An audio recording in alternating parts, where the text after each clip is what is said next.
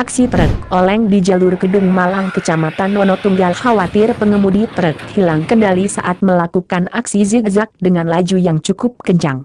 Naas saat truk oleng mengenai beberapa warga yang sedang berdiri, yang merekam di pinggir jalan setelah menyerempat.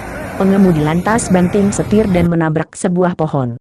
Akibat kejadian itu, 3 remaja mengalami musibah dan sedang mendapat perawatan di rumah sakit. Hal itu dibenarkan oleh Kasat Lantas Polres Batang, AKP Adis Gani melalui Kanit Gakum, Ibda Abdul Hayat. Iya benar, kemarin Minggu 17 Oktober sore. Kedung Malang berada.